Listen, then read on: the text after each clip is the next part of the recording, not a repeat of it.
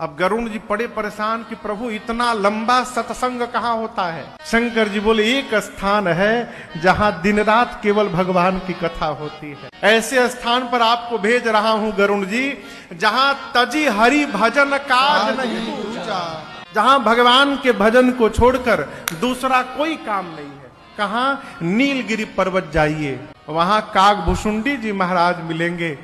उनका एक ही काम, 27 कल्प से वहां भगवान की कथा गा रहे हैं। आप जाइए वहां, उनसे कथा सुनिए, आपका संशय भ्रम समाप्त हो जाएगा। पार्वती मैया ने शंकर जी से पूछा, बाबा आप चाहते तो उसी क्षण गरुण जी का संशय समाप्त कर सकते थे, आपने क्यों नहीं किया? शंकर जी बोले, देवी भगवान के निकट रहने वाले जीव को संशय यदि हो रहा है तो आप समझिएगा वो संशय हुआ नहीं है, जानबूझकर भगवान ने उसको संशय में डाला है। क्यों? होई कीन्ह कबहु अभिमाना, सोई खो वै चह कृपा निधाना। अवश्य गरुण जी महाराज कभी न कभी जीवन में अभिमान किए होंगे और आज भगवान इनको संशय भ्रम में डालकर उस अभिमान को समाप्त करना चाहते हैं। इसलिए मैं बीच में विघ्न नहीं बनना चाहता था, मैंने उनका संशय दूर नहीं किया। गरुण जी महाराज पक्षी हैं और जिनके पास कथा सुनने के लिए मैंने भेजा है वो कागभुशुंडी जी भी पक्षी हैं।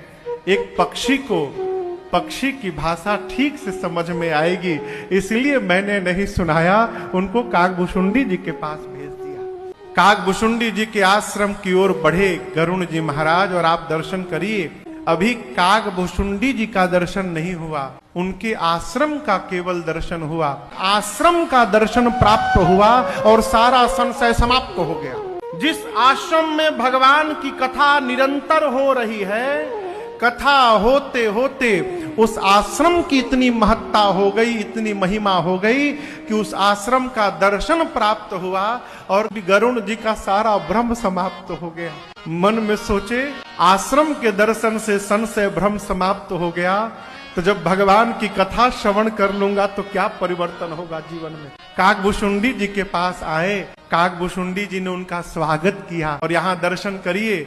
हम उस देश में रहते हैं माई बाप जहाँ का कौआ भी मीठा वचन बोलता है, ये भारत की महिमा है।